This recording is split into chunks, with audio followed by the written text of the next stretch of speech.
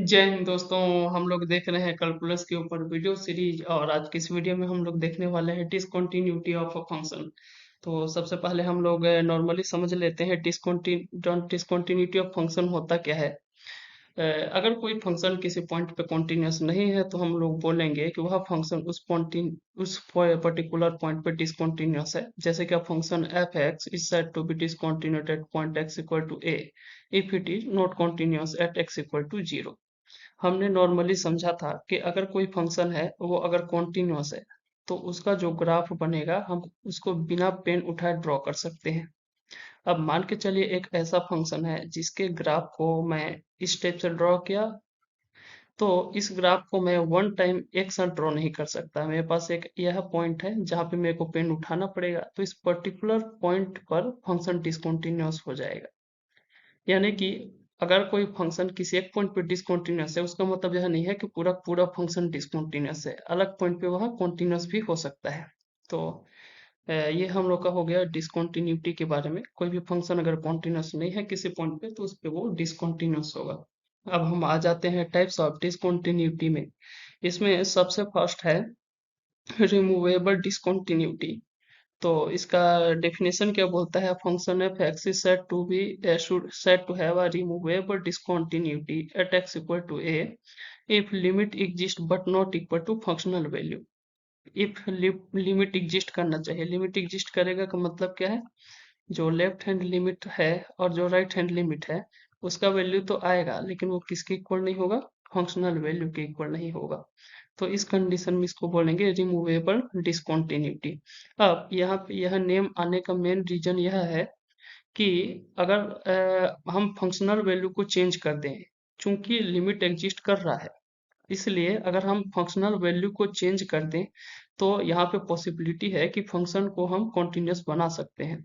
यानी कि अगर हमारे पास पॉसिबिलिटी है कि हम डिसकंटिन्यूस फंक्शन को कॉन्टिन्यूस बना पा रहे हैं, तो इसीलिए उसको हम रिमूव कर सकते हैं यानी डिसकंटिन्यूटी को, इसलिए इसको हम बोलेंगे रिमूवेबल डिसकंटिन्यूटी।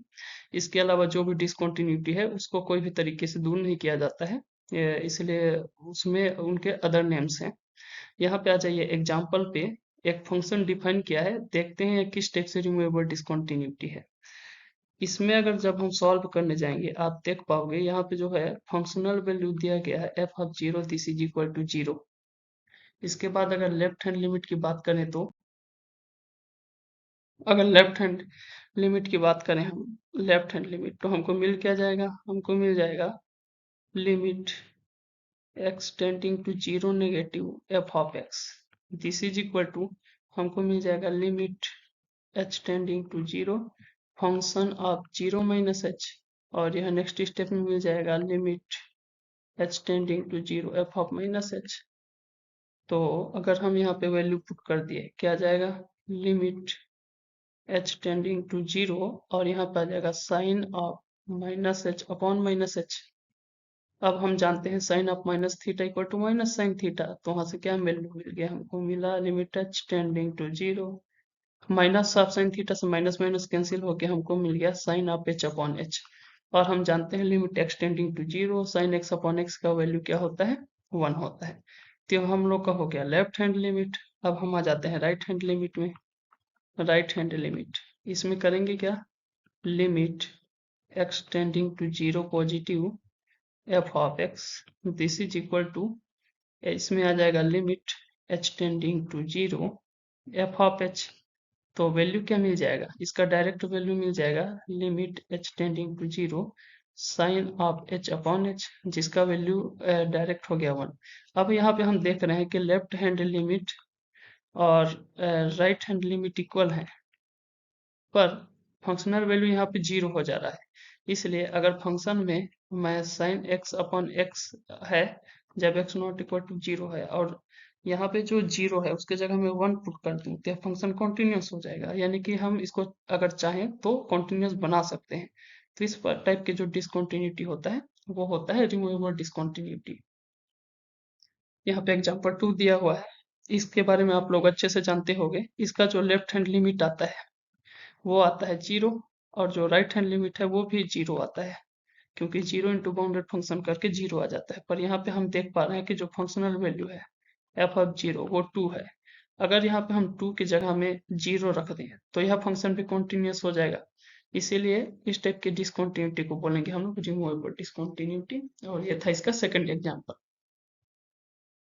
अब हम आ जाते हैं डिसकंटिन्यूटी ऑफ फर्स्ट काइंड। हम कोई function F x is said, definition में आते हैं। अब function F x is said to have a discontinuity of first kind if and only left hand limit and right hand limit are not equal. यानी कि इसका limit ही exist ना करे, लेफ्ट हैंड लिमिट और राइट हैंड लिमिट ही equal ना आए, तो ये हो जाएगा डिसकंटिन्यूटी ऑफ फर्स्ट काइंड है। ये एग्जांपल देखिए, एग्जांपल एक डिफाइन किया है, इसको x इक्वल टू 0 पे हमको पता करना है इसका डिसकंटिन्यूटी। तो अगर इसको आप सॉल्व करोगे तो ये भी नोन है, इसके बारे में हम सॉल्व कर चुके हैं। क्या आ जाएगा इसका एफ ऑफ 0 जो होता है, एफ ऑफ 0 ये 1 के इक्वल आता है। इसका लेफ्ट हैंड लिमिट ये आएगा कैसे, इसको हम लेफ्ट हैंड लिमिट सॉल्व करते हैं।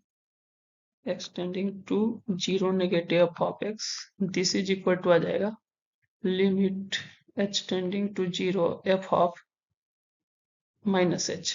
तो वहां से डायरेक्ट क्या आ जाएगा, limit x tending to 0 1 upon e to the power 1 upon h upon 1 upon e to the power 1 upon h plus 1। अब अगर h टेंडिंग टू 0 करो, 1 upon 0 infinite e to the power infinite infinite 1 upon infinite 0, ऊपर का value भी 0 हो गया। क्या मिल गया, ऊपर का वैल्यू 0 अपॉन 0 प्लस 1, यानी मेरे को मिल गया 0। अब मैं आ जाता हूँ राइट हैंड लिमिट में। राइट हैंड लिमिट क्या मिल जाएगा, राइट हैंड लिमिट मिल जाएगा limit x tending to 0 positive f of x, this is equal to limit extending to 0 e to the power 1 upon h में डायरेक्ट वैल्यू पुट करा। आपने continuity series देखा है तो आपको यह समझ में आ जाएगा डायरेक्ट। अब यहाँ पे अगर मैं h टेंडिंग टू 0 करूँ तो ऊपर में भी इन्फिनिट नीचे में भी इन्फिनिट, यानी इनडिटर्मिनेट फॉर्म है। अगर इनडिटर्मिनेट फॉर्म है तो हमको इसको रिमूव करना पड़ेगा। करूंगा क्या, मैं कॉमन ले लेता हूँ, limit h tending to 0 e to the power 1 upon h upon e to the power 1 upon h। अगर कॉमन ले ले तो यहाँ पे आ जाएगा e to the power 1 upon h। अब ये दोनों कैंसिल कर दिया। अब अगर मैं लिमिट h टेंडिंग टू 0 किया e अपॉन 0 इन्फिनिट 1 अपॉन इन्फिनिट 0, तो यहाँ पे बन गया 1 upon 1 plus 0, this is equal to 1। यहाँ पे हम देखे जो लेफ्ट हैंड लिमिट था ये इक्वल नहीं है राइट हैंड लिमिट के। तो इससे क्या पता चला कि इस टाइप का जो डिसकंटिन्यूटी है वो डिसकंटिन्यूटी ऑफ फर्स्ट काइंड।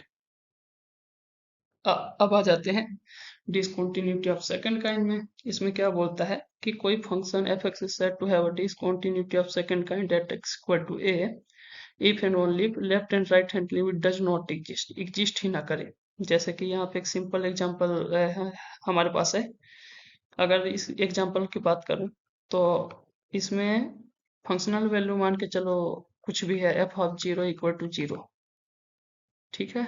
और मैं इसका लेफ्ट हैंड लिमिट देख लेता हूँ। लेफ्ट हैंड लिमिट तो क्या आ जाएगा, limit x tending to 0 negative F of x, this is equal to limit x tending to 0 F of 0 minus H.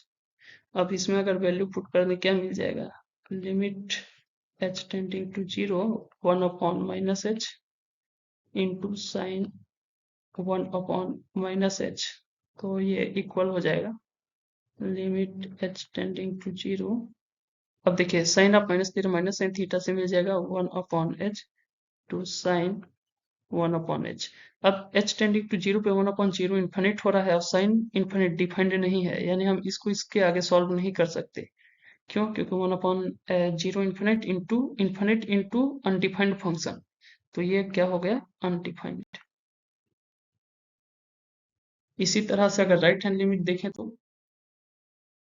अगर हम राइट हैंड लिमिट की बात करें तो क्या आ जाएगा हमारे पास, जो लिमिट एक्सटेंडिंग टू 0 पॉजिटिव है F of x, this is equal to limit x tending to 0 है और वैल्यू पुट कर देते हैं 0 प्लस एच।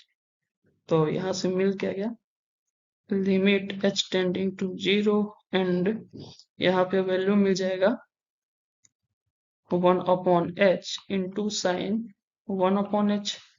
अब यहाँ पे है 1/h tending to 0, 1/0, infinite infinite into undefined function, तो ये भी अनडिफाइंड है। तो हम यहाँ पे देख पा रहे हैं कि जो लेफ्ट लिमिट है और राइट लिमिट है, दोनों के दोनों कोई वैल्यू ही नहीं दे रहे, हम इसको कैलकुलेट ही नहीं कर पा रहे, यानी कि लिमिट एग्जिस्ट नहीं करता है। तो इस कंडीशन में हम बोलेंगे कि function have discontinuity of second kind for that particular point only. अब आ जाते हैं अगले डिसकंटिन्यूटी पे। नेक्स्ट टाइप है मिक्स्ड डिसकंटिन्यूटी। इसमें क्या बोलता है, a function F x is said to have a mixed discontinuity at x equal to a if and only if it is discontinuous of second kind from one side and discontinuous of first kind from another side। यानी एक side से वह behaviour दिखा है first kind का और एक side से सेकंड काइंड का। देखते हैं इसको कैसे सॉल्व करेंगे, इसके एग्जांपल से क्लियर होगा। यहाँ पे फंक्शन डिफाइंड है F X equal to X log X और functional value F of zero पहले से दे दिया है, F of zero equal to 0। अब देखते हैं left hand limit. Left hand limit क्या आ जाएगा, limit x tending to 0 negative F of x this is equal to limit H tending to 0 F of 0 minus H. और अगले step में क्या आ जाएगा, लिमिट एच टेंडिंग टू 0। अब डायरेक्ट वैल्यू पुट किया तो minus h into log minus H, और आगे बढ़ाएंगे तो क्या मिल जाएगा। अब देखिए यहाँ पे हम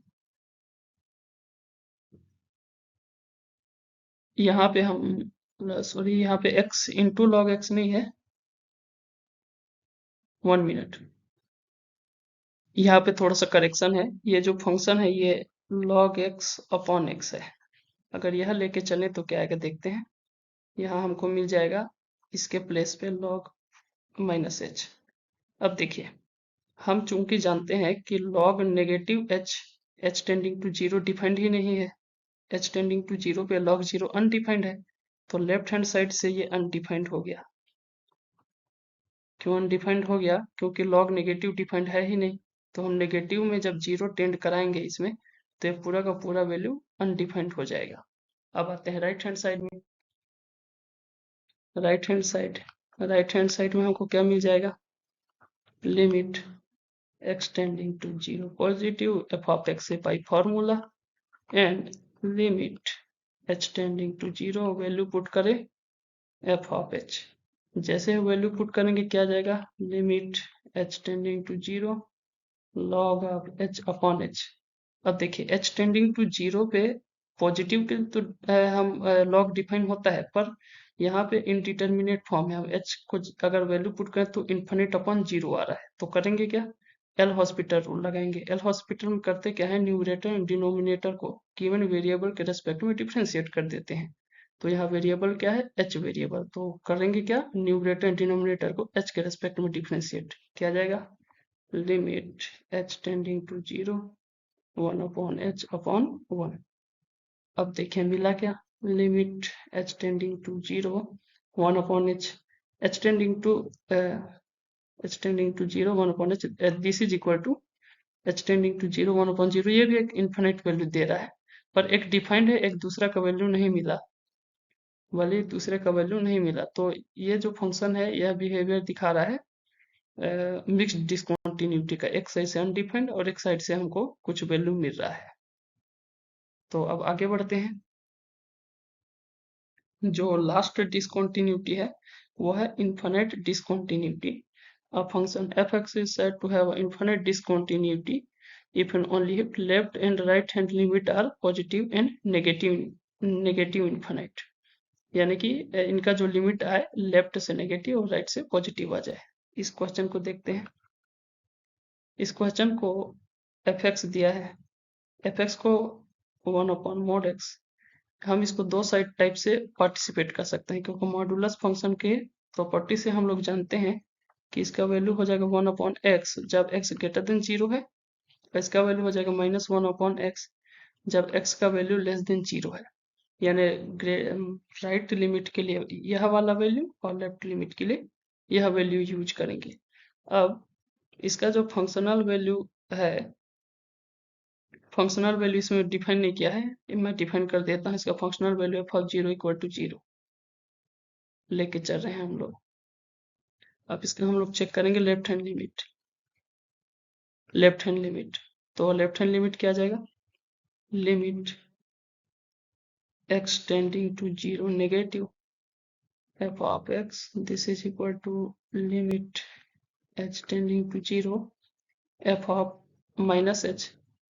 अब देखिए f ऑफ माइनस h कर रहा है और फंक्शन का नेगेटिव साइड में हमको वैल्यू कौन सा मिलना चाहिए, नेगेटिव साइड में जब हम वैल्यू लेंगे तो फंक्शन का हम -1/x वाला लेंगे। यहाँ डायरेक्ट पुट करते हैं क्या जाता है, limit h tending to zero 1/mod minus h। अब देखिए आगे क्या जाएगा, इसका लेफ्ट हैंड लिमिट में थे हम लोग, क्या जाएगा, limit h tending to zero, हम लोग का था क्या, फंक्शन था 1/h। अब f ऑफ माइनस h है यानी 1/mod माइनस h, तो इसका वैल्यू क्या हो जाएगा, limit h tending to zero 1/h, और h टेंडिंग जीरो पे ये पॉजिटिव इन्फिनिटी दे रहा है। अब हम लोग देखते हैं, हम देखते हैं राइट हैंड लिमिट, तो राइट हैंड लिमिट भी सेम ही आ जाएगा। इसमें आ क्या जाएगा, इसमें आ जाएगा limit h tending to zero 1/h, this is equal to infinite. यहाँ पे जो साथ नेगेटिव पॉजिटिव इन्फिनिट था, इसमें एक left hand limit negative infinite आना चाहिए, तब हम बोलेंगे डिसकंटिन्यूटी, इन्फिनिट डिसकंटिन्यूटी। यहाँ पे वैसे दोनों इक्वल आ गए, तो इस कंडीशन में ये इन्फिनिट डिसकंटिन्यूटी होगा, और लिमिट इस कंडीशन में एग्जिस्ट नहीं करेगा, क्योंकि लिमिट एग्जिस्ट का मतलब होता है कोई फाइनाइट वैल्यू होना चाहिए, और इन्फिनिट एक फाइनाइट वैल्यू नहीं है। तो इस कंडीशन में यह डिसकंटिन्यूटी कैटेगरी में ही आएगा और इन्फिनिट डिसकंटिन्यूटी कैटेगरी में आएगा। तो मैं आशा करता हूँ कि वीडियो आपको अच्छा लगेगा। वीडियो में समय देने के लिए आपका धन्यवाद।